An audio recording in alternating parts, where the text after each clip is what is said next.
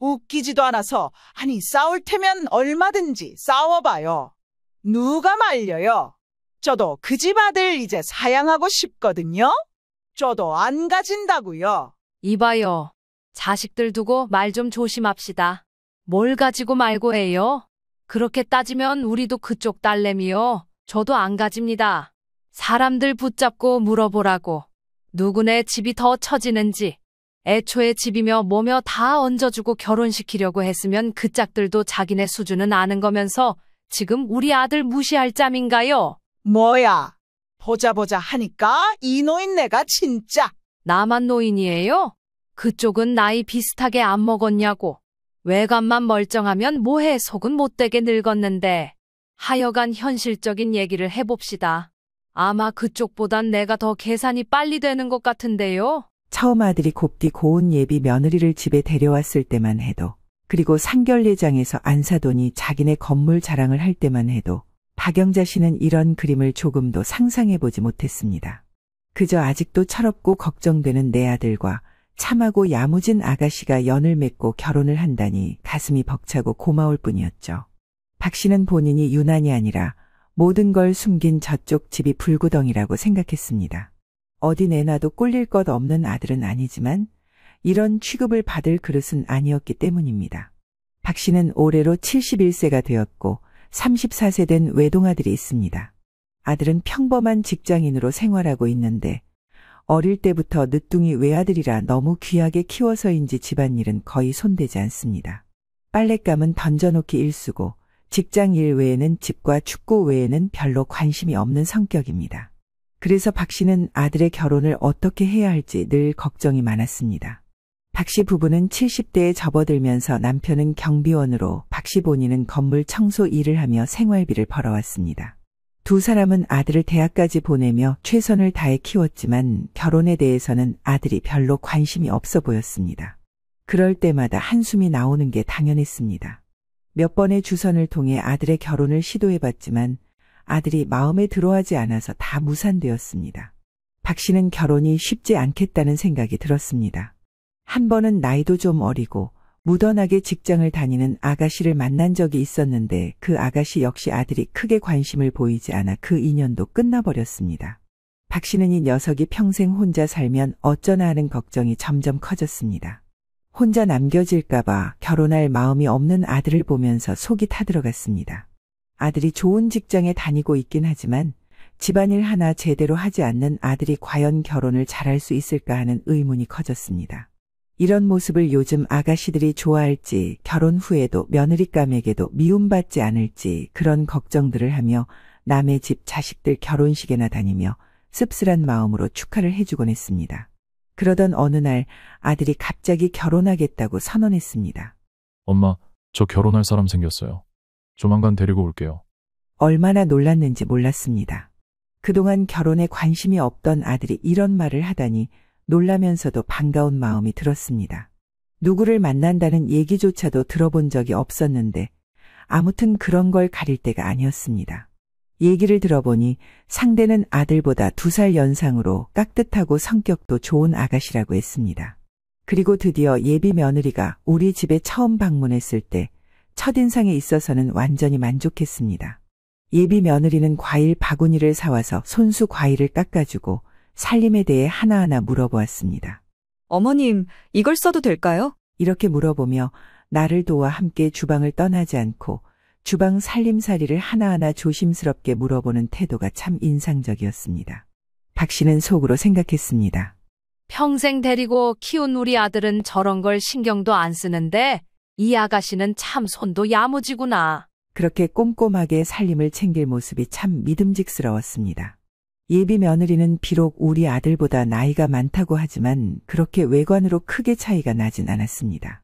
게다가 박 씨나 남편에게 아주 깍듯하게 예의를 차리는 모습이 정말 마음에 들었습니다.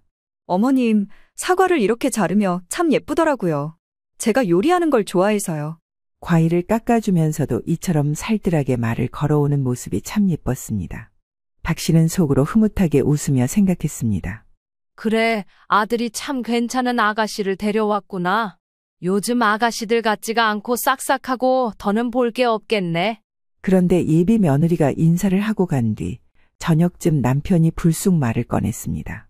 나도 괜찮다고는 생각하는데 암만 해도 나이 많은 며느리라 좀 걱정되네. 우리 아들이 나이가 더 많았으면 좋겠는데 말이야. 당신도 알잖아. 우리 형이 나이 많은 형수님 만나서 평생 기 죽어 살았던 거. 남편은 그런 부분에서 꽤 보수적인 편이었습니다. 박 씨는 남편에게 말했습니다. 아이고, 뭘 걱정해요. 요즘은 나이가 몇 살 더 많다고 큰 문제가 되겠어요. 중요한 건 사람이잖아요.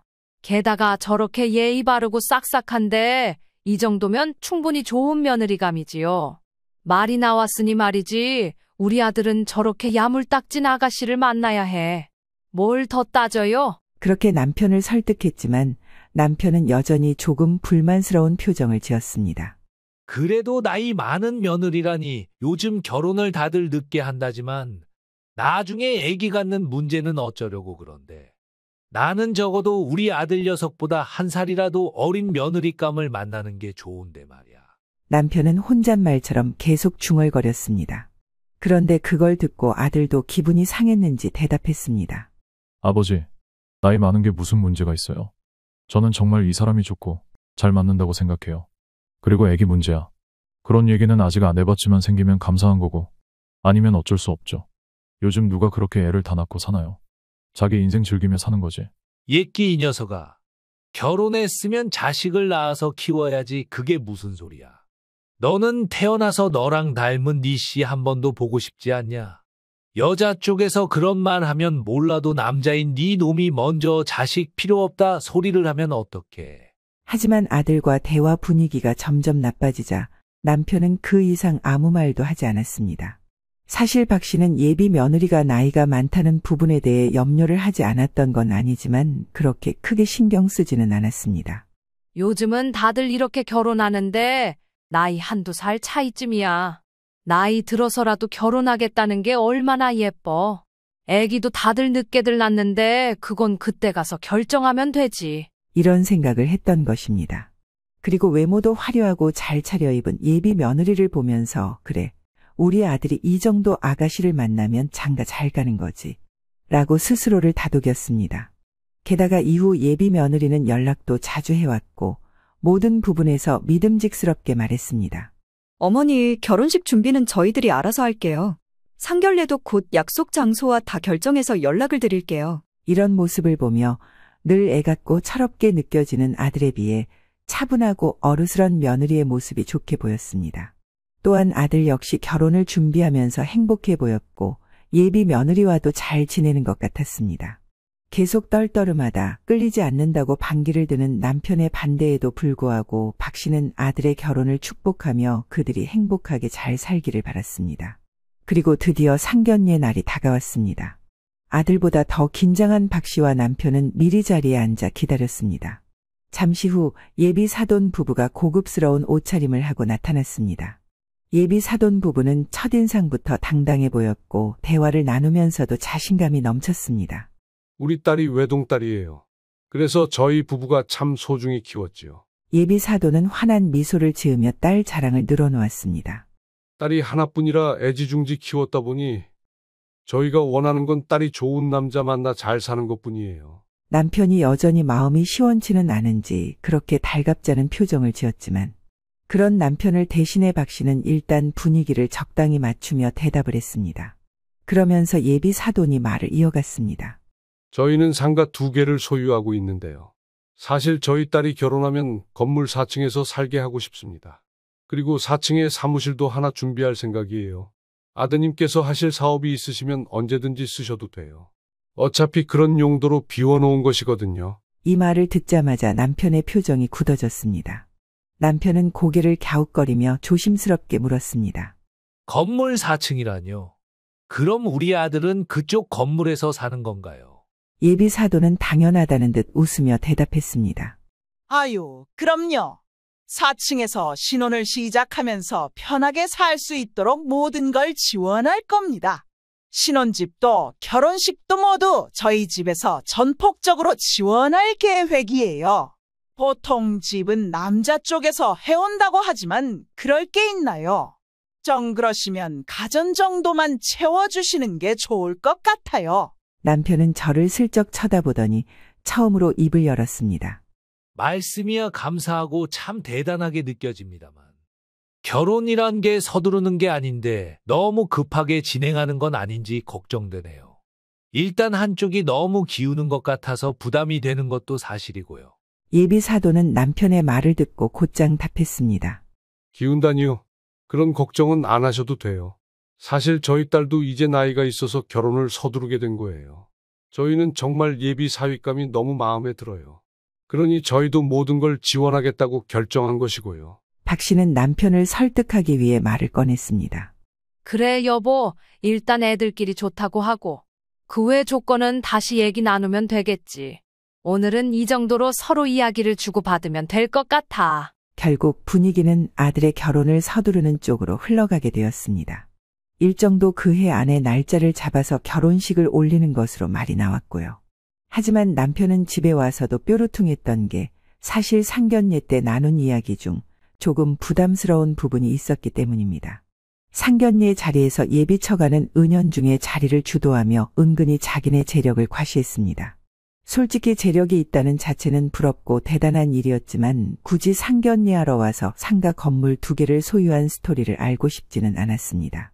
사실 박 씨 남편도 어딘가에 자격지심이 있어 더더욱 그런 얘기를 듣고 싶지 않았을지도 모르겠습니다. 하지만 20분이 넘어가도록 건물에 대한 자랑을 듣고 있으니 가뜩이나 예비 며느리감에 대해 나이가 걸린다던 남편은 여러모로 그 부분이 얄밉게 느껴졌던 모양입니다. 게다가 이 대화에서는 박 씨도 약간은 움찔했었답니다. 그렇게 번듯한 건물에 외동딸 하나이니 남자라면 누구든 우리 집 사위가 되고 싶지 않겠습니까? 제가 봐도 솔직히 아빠인 내가 봐도 우리 딸 남편 자리는 탐이 날 정도예요. 자연히 나중에 장인어른네 건물 물려받고 편하게 살 수 있지 않습니까? 그 말투가 마치 우리 아들이 운 좋게 그 집과 결혼하는 것처럼 들려서 마음이 편하지 않았습니다. 남편도 그걸 느꼈는지 표정이 어두워졌습니다. 그러더니 남편이 조심스럽게 말을 꺼냈습니다. 그러면 저기, 우리 아들은 어떤 부분이 사위감으로 마음에 드시는 겁니까? 글쎄요. 성격도 수더분해 보이고 번듯하게 직장 있고 그 정도면 됐죠. 우리가 또 욕심이 없습니다. 그러니 이런 처가가 어디 흔하겠냐고요. 아슬아슬한 분위기 속 남편의 표정은 점점 못마땅해 보였고 박 씨는 허둥지둥 다른 화제로 전환을 시켰습니다. 그런데 나중에 돌아와서 잔뜩 심통이 난 남편은 아들 앞에서 이렇게 말을 하는 것입니다. 누가 자기네 자랑 듣자고 왔나? 나는 별로 마음에 안 들어. 아니, 우리 영호는 뭐 아무렇게 키운 줄 아나.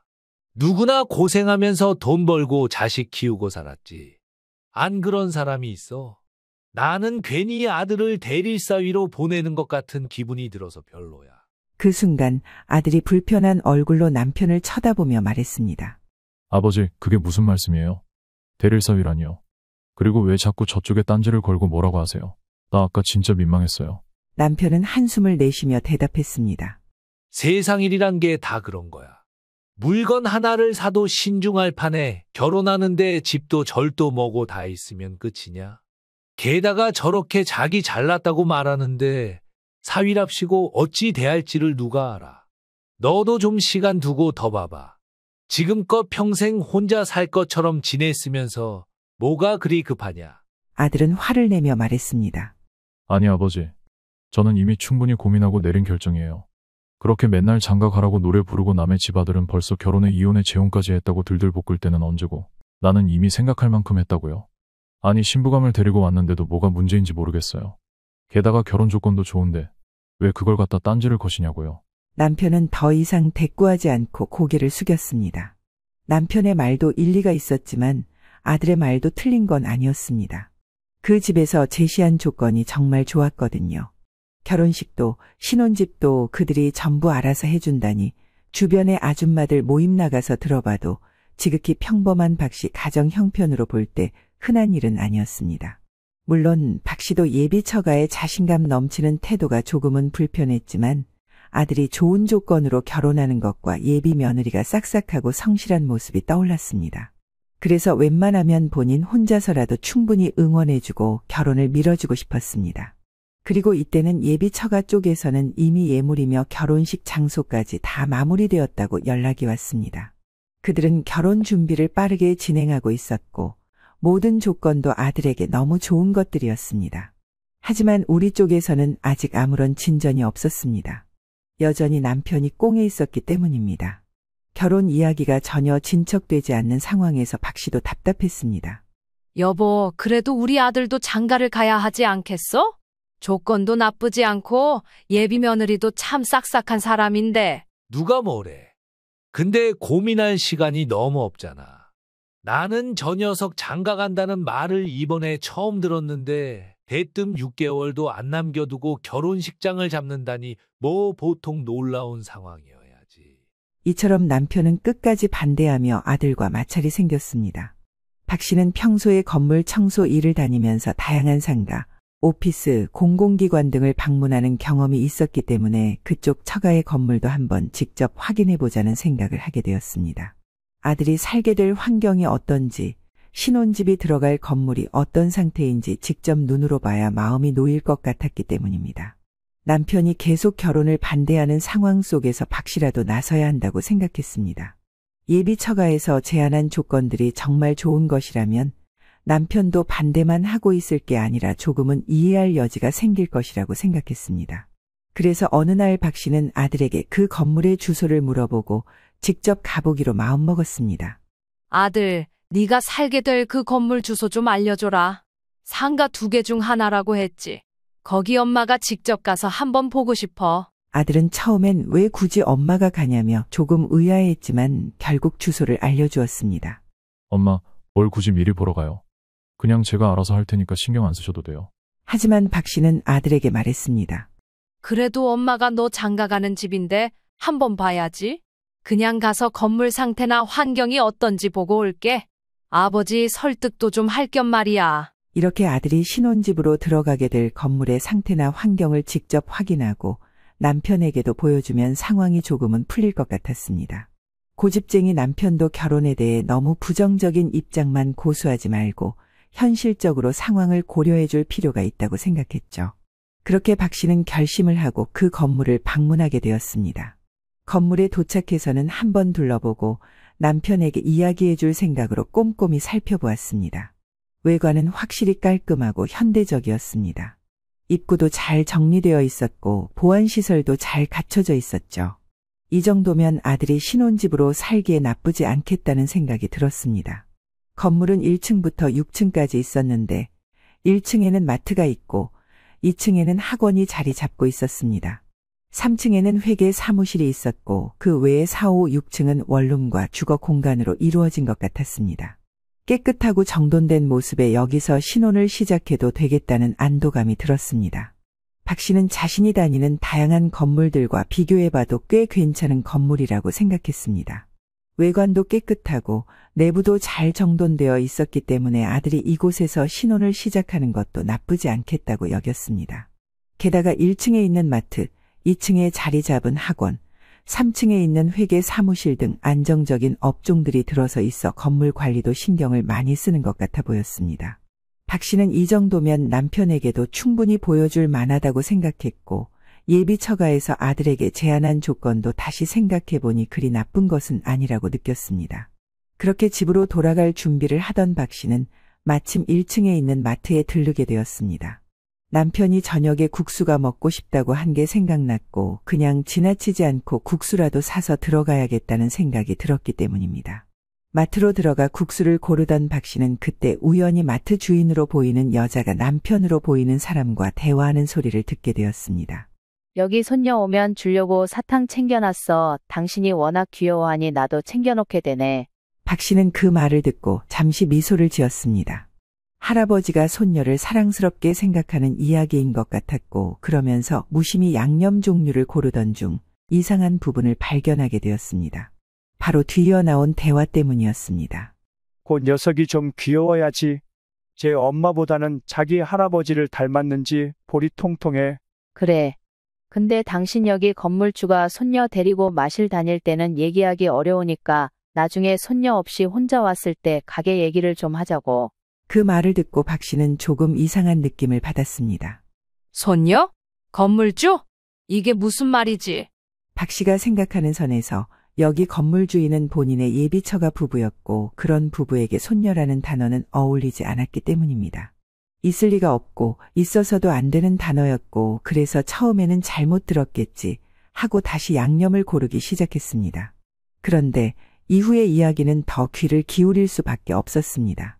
마트 주인이 이렇게 말했기 때문입니다. 손녀 데리고 다닐 때 얘기하긴 그렇고 나중에 건물주 혼자 왔을 때 가게 얘기를 좀 해야겠어. 주차장이랑 좀 손 봐달라고 말이야. 순간 박 씨는 귀를 기울이게 되었습니다. 그러면서 머릿속으로는 생각이 빠르게 오갔습니다. 건물주인 예비 처가에서 자식은 하나뿐이라고 들었는데 뭔가 알 수 없는 기분이 들었고 계속해서 대화를 듣게 되었습니다. 저번에도 자기네 차들은 편하게 대놓고 혼자 사는 딸내미도 차 번듯하게 두니 여기는 맨날 주차 전쟁이잖아. 라는 말에 박 씨의 마음속에 불안감이 스물스물 올라왔습니다. 혼자 사는 딸? 설마 예비 며느리 말하는 건가? 점점 더 상황이 이해되지 않기 시작했습니다. 그래도 내가 이 집 손녀가 귀여우니까 크게 말 안 하고 참긴 하는데 할 말은 해야지. 아무튼 근데 당신이 봐도 그 딸내미는 남편이 없는 것 같지? 이 말에 박 씨는 마치 머리를 세게 맞은 기분이 들었습니다. 혼자 사는 딸내미인데 남편이 없다고? 이게 무슨 소리야? 결혼을 했다는 건가? 박 씨는 도저히 믿기지 않는다는 표정으로 미간을 찌푸렸습니다. 대화가 진행될수록 불쾌함이 점점 커졌습니다. 이크 쓸데없는 소리 하지 마. 나도 그래 보여서 얘기 안 했어. 박 씨의 머릿속에는 수많은 의문이 떠올랐습니다. 이 집의 자식이라고는 딸 하나뿐인데 손녀가 있다니 그럼 그 딸이 낳은 자식이랄 건데 남편이 없다니 이게 도통 무슨 소리야? 그니까 딸이 하나 있는데 결혼했고 남편 없이 자식을 낳아서 혼자 키우고 있단 말이야. 박 씨는 하나부터 10까지 차분히 늘어놓으며 머릿속에서 정리를 했고 이게 맞춰지는 순간 말할 수 없는 분노가 밀려왔습니다. 분명히 아들이 보내준 이 주소대로 건물이 맞았고 그 주인은 예비처가 부부였습니다. 이들의 가족사를 이런 식으로 듣게 된다는 자체도 믿을 수 없었고 이때 심한 두통이 밀려들었습니다. 사실이 맞다면 예비 처가로부터 들은 얘기는 정말 단 하나도 없었기 때문에 이 모든 건 그쪽에서 의도적으로 숨긴 사실이란 생각이 들었습니다. 심지어 이 불쾌함은 이제 단순한 오해나 착각이 아니라 뭔가 감춰진 진실을 맞닥뜨렸다는 느낌으로 변해갔습니다. 박 씨는 그날 집으로 돌아오는 내내 속이 불편했습니다. 아무리 생각해도 들은 이야기들이 머릿속을 떠나지 않았습니다. 집에 도착해서 여전히 복잡한 속을 떠안고 있다가 남편이 잠든 후에야 조용히 아들을 불러내어 이야기를 꺼냈습니다. 너 말이야. 그 아가씨 정말 외동딸 맞아? 형제 자매 없는 거 확실하지? 박 씨가 조심스럽게 물었습니다. 아들은 어리둥절한 표정으로 답했습니다. 엄마, 예전에 말했잖아. 외동이라고. 상견례 자리에서도 말했는데. 그건 왜 물어? 박 씨는 불안한 얼굴로 다시 한 번 되물었습니다. 확실한 거야? 오늘 네가 알려준 그 상가에 들려봤는데 그 건물 1층 마트에서 얘기를 들었어. 거기 건물주 얘기를 하던데 그 집에 손녀가 있고 그 딸은 혼자 아이를 키우는 것 같다는 거야. 뭐라고? 아이. 그래. 엄마는 그 얘기 듣고 뭔가 이상해서 물어보는 거야. 혹시 너 모르는 거 있나 해서. 아들은 그 순간 얼굴이 사색이 되었고 숨을 깊게 내쉬면서 말을 잇지 못했습니다. 얼굴에 충격이 가득했고 박 씨도 이내 그 분위기를 눈치챘습니다. 엄마, 그게 정말이에요? 아들이 떨리는 목소리로 물어보았습니다. 박 씨는 차분하게 대답했습니다. 그래, 확실히 들었어. 나도 믿기지 않아서 이 얘기를 아버지한테는 말 안 하려고 했는데 뭔가 심상치 않더라고. 이건 좀 심각한 상황 같아서 너랑 꼭 얘기를 해야겠더라. 그런데 아들이 한숨을 크게 쉬며 충격적인 사실을 털어놓기 시작했습니다. 아버지가 저렇게 난리를 치니까. 엄마, 이렇게 말하게 되어서 정말 미안해. 아들이 힘겹게 말을 꺼냈습니다. 박 씨는 순간 무슨 말을 들을지 예상도 못한 채 아들의 입을 바라보았고 그 말이 끝나기도 전에 답답한 마음에 물었습니다. 무슨 소리야? 무슨 말인지 설명해봐. 아들은 한숨을 내쉬며 망설이듯이 말을 이어갔습니다. 나랑 이 사람. 만남부터 정말 좋았어. 근데 나는 결혼을 한 번 했다는 사실만 알고 있었지. 박 씨는 순간 머릿속이 하얘지며 그가 무슨 말을 하는 건지 전혀 이해할 수 없었습니다. 결혼을 했었다고? 지금 그게 말이 돼. 도대체 무슨 얘기를 하고 있는 거야? 박 씨는 혼란스러운 마음에 목소리를 높였습니다. 그게, 엄마, 아들은 당황한 표정으로 차마 말을 잇지 못했고 박 씨도 덩달아 더 답답해졌습니다. 똑바로 설명해봐. 무슨 얘기냐고. 박 씨는 화를 참지 못하고 다그치듯이 아들에게 소리쳤습니다. 아들은 결국 천천히 진실을 털어놓기 시작했습니다. 예비 며느리가 한 번 결혼한 경험이 있다는 것을 알고 있었다는 것이었습니다. 결혼식은 올렸지만 혼인신고는 하지 않았고 성격 차이로 3, 4개월 정도만 살다 남자가 일방적으로 떠나버렸다는 이야기였습니다. 그 말을 들으니 박 씨는 기가 막혔습니다. 너 그럼 그걸 알고도 지금까지 결혼을 하겠다고 했던 거야? 박 씨는 어이가 없어 아들을 노려보았습니다. 아들은 고개를 숙이며 대답했습니다. 처음에 들었을 땐 나도 당황했지만 이 사람과 너무 잘 맞았고 모든 조건도 괜찮고 그래서 결혼을 결심했어. 나중에 안정되면 엄마한테 말씀드리려고 했어. 아들의 말을 들으며 박 씨는 어이가 없었고 속에서 끓어오르는 분노를 참기 어려웠습니다. 결혼을 했다는 걸 나중에 말할 거였다고? 내가 생각하는 안정이 뭐냐? 그리고 그렇게 중요한 걸 왜 지금까지 숨겼어? 아들은 고개를 숙이며 아무 말도 하지 못했습니다. 그 말에 박 씨는 순간 참지 못하고 아들의 등짝을 찰싹 때렸습니다. 그게 말이 되냐? 이 녀석아? 내 엄마 아버지 뒷목 잡는 거 생각도 안 해? 아들은 당황한 얼굴로 박 씨를 바라봤지만 그 순간에도 박 씨에게 가장 충격적이었던 것은 따로 있었습니다.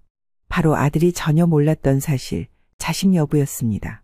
아들은 혼란스러운 얼굴로 말을 더듬으며 이어갔습니다. 나한테는 아이가 없고 혼인신고도 안 했고 결혼 안 한 거나 마찬가지라고 했어. 그래서 나한테 미안하다고 하면서 부모님께는 언제 말씀드리는 게 좋겠냐고 했거든. 그런데 엄마 말 들어보니 아이가 있다는 거야. 박 씨는 그 말을 듣고 더 이상 할 말을 찾지 못한 채 멍해졌습니다. 아들도 적잖이 충격을 받은 얼굴로 박 씨를 쳐다보고 있었고 상황은 점점 복잡해졌습니다. 박 씨는 몹시 혼란스러웠습니다. 이 상황이 믿기지 않았고 예비 며느리와 그 집안이 우리에게 숨긴 것이 무엇인지 정확히 알아봐야겠다는 생각이 들었습니다. 너 이제 어떡할 거야? 진짜 결혼할 거야? 그 집 얘기 들어보니 손녀가 꽤 크다던데 너 그만한 애 아빠 될 준비가 돼 있냐? 이제 보니 다 지원해준다는 것도 애 아빠가 필요해서 그러는 거 아니야. 어떻게 할 거야? 박 씨는 아들을 다그쳤습니다. 아들은 고개를 절레절레 흔들었습니다. 나도 자신이 없어요, 엄마. 결혼도 안 해봤는데 갑자기 누군가의 애를 키운다는 게 너무 부담돼요. 게다가 나는 이 부분은 전혀 몰랐어. 왜 나한테 이 사실을 숨긴 거지?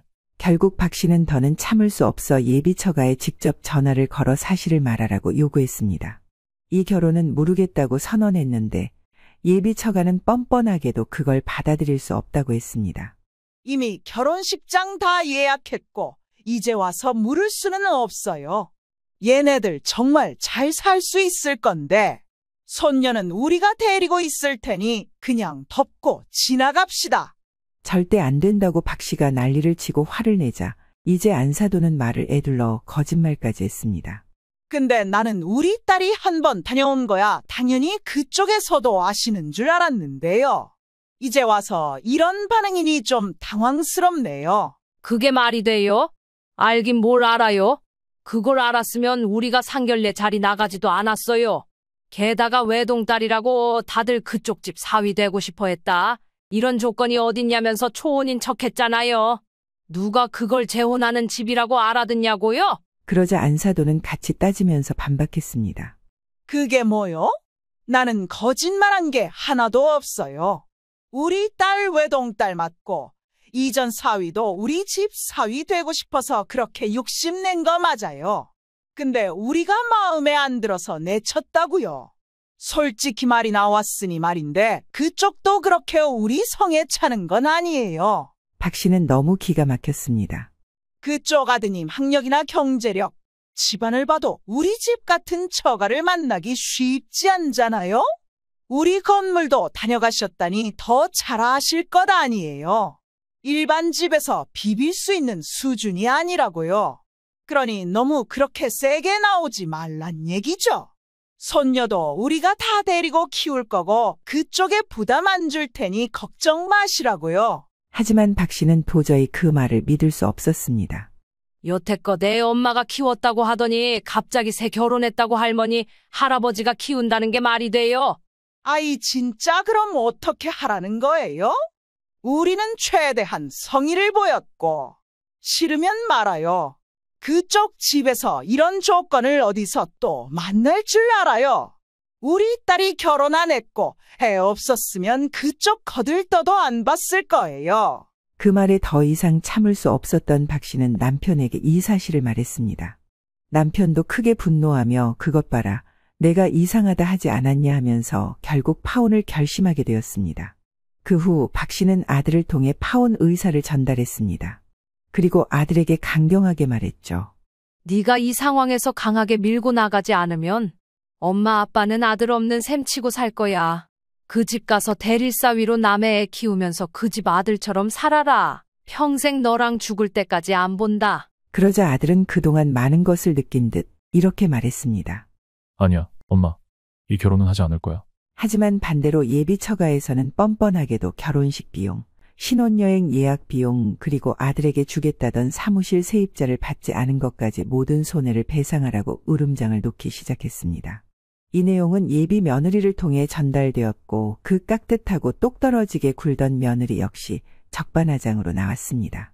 파혼으로 너무 상처를 입어서 저도 식음을 전폐한 상태고 엄마 아빠 너무 속상해하시고 알아누우셨어요. 모든 걸 배상받고 싶네요. 이처럼 예비 처가는 우리 쪽에서 멋대로 결혼을 취소한 탓에 그들도 큰 충격을 받았다며 이에 대한 손해배상을 요구했습니다. 박 씨는 이 부분에 대해 강하게 반발했습니다. 결혼식 비용을 물어내라니 우리도 손해배상 소송을 걸고 끝까지 가보죠. 지들이 잘 살면 우리는 앉아서 당해야 하나? 아주 괘씸한 종자들이네. 박 씨는 변호사와 마주 앉아 조심스럽게 상황을 설명했습니다. 예비 처가에서 결혼도 했고 아이가 있다는 사실을 숨기고 결혼을 진행하려 했어요. 그게 드러나서 결국 파혼하게 됐는데 그쪽에서 결혼 비용과 정신적 손해배상을 청구하겠다고 하네요. 저희가 돈을 줘야 하나요? 아니면 우리가 받을 배상은 없는 건가요? 변호사는 잠시 생각한 후 말했습니다. 중대한 사항인 자녀 존재를 숨긴 건 결혼계약에 큰 하자가 된 겁니다. 결혼이라는 신뢰관계를 파괴한 것으로 보이니 이 결혼을 취소하거나 파혼할 충분한 이유가 있습니다. 상대방이 결혼 비용이나 정신적 손해배상을 청구하더라도 그들의 은폐 행위 때문에 파탄이 난 만큼 청구가 인정될 가능성은 낮습니다. 박 씨는 안도의 한숨을 쉬며 물었습니다. 그럼 저희 쪽에서는 배상받을 수 있는 부분이 있나요? 변호사는 고개를 끄덕이며 말했습니다. 네, 결혼 준비에 들어간 비용이 있다면 배상받을 수 있습니다. 예물 준비, 결혼식 예약 등 준비 과정에서 지출된 비용을 청구할 수 있습니다. 오히려 그쪽에서 청구하는 것보다 이쪽에서 배상 청구할 근거가 더 강합니다.